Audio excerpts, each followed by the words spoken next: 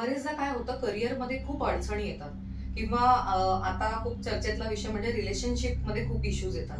तर मग अशा केसेस तुम्ही कशा सॉल्व्ह करता?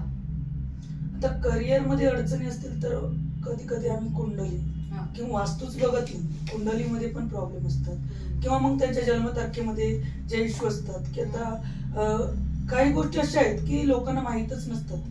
आता माझ्याकडे बॅचलर मुलं मुली पण येतात, त्यांच्या काही गोष्टी बाहेर चालू असतात, आई वडिलांना माहीत नसतं. आम्ही त्या लोकांना मार्गदर्शन करतो की तुम्ही समजा आता तुमचं एखादं प्रेम प्रकरण आहे की त्या व्यक्तीबरोबर तुम्हाला राहणं योग्य आहे का नाही, तुमची कुंडली किती मॅच होते. आता आपल्याला लाईफ पार्टनर शोधायचं आहे तर तो किती बरोबर आहे ते तर पाहणं खूप गरजेचं आहे. त्यामुळे आम्ही मग त्याच्यावर टॅरो रिडिंगची पण मदत घेतो, न्यूमरोलॉजीची पण घेतो. परत मानसिक, त्याच्यामुळे मानसिक आजार पण भरपूर होतात.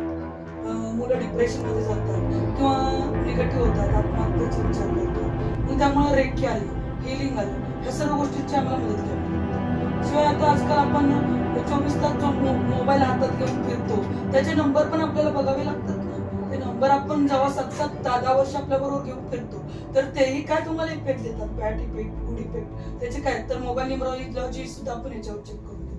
असा एखादा प्रसंग आहे का की तुम्ही एखाद्याचं रीडिंग केलंय, नवरा बायको किंवा कोणाचं असेल आणि त्याचा एखादा काही किस्सा बाहेर पडला, असे भरपूर झालेले आहेत, पण आम्ही कसं काही लोकांच्या प्रायव्हेट पर्सनल गोष्टी असतात तर डायरेक्टली बोलू म्हणजे त्या रिव्हील होऊ शकतात. हा, आता ऍक्च्युली मी एक एक्झिबिशन मधलीच गोष्ट सांगते. मी ती मुलगी आली माझ्याकडे, तिने माझ्याकडे एंजल रीडिंग करून घेतलं आणि मला ते दिसलं की तिचं बाहेर प्रेम प्रकरण आहे. आणि मी तिला पहिला प्रश्न, मला माहितच नव्हतं की तिचे पेरेंट्स मागं उभे आहेत. आणि मी तिला विचारलं पण की तुझं बाहेर कुठं अफेअर आहे का, तुझे पेरेंट्स कुठे? तर ती बोलली की आहेत म्हटली माझे पेरेंट्स. तिची आई बोलली असू द्या मला माहिती आहे सगळे, राहू दे, मला माहिती आहे. बोलली की आजकाल काही लव्ह मॅरेजचं काय म्हणजे असंही आहे की नवरा बायको जरी असतील तरी पण आम्हाला थोडस प्रायव्हेट गोष्टी ठेवाव्या लागतात. मग आम्ही पर्सनल त्या व्यक्तीशी बोलतो, कारण जर तुम्ही डायरेक्ट जर सांगितलं की शेवटी मग भांडणच होण्याचं. पण म्हणजे हे कळू शकतं, म्हणजे एखादा एक्स्ट्रा मॅरिटल अफेअर वगैरे समजू शकतं त्याच्यावर. नक्कीच. आणि त्याच्यावर रेमेडी आपण करू शकतो.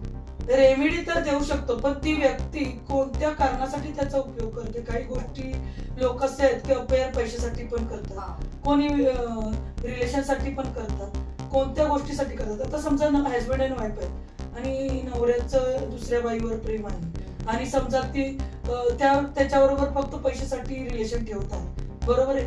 तर मग ही बिचारी त्याच्यासाठी समजा वेट करत आहे आणि तो तिच्याकडे यायला तयार नाही, तर आपण तिला मदत करू शकतो. बरोबर आहे, चुकीच्या मार्गासाठी आपण तिला मदत नाही करू. येस, म्हणजे एखाद्याचा संसार वाचवण्यासाठी आपण मदत नक्की करू शकतो.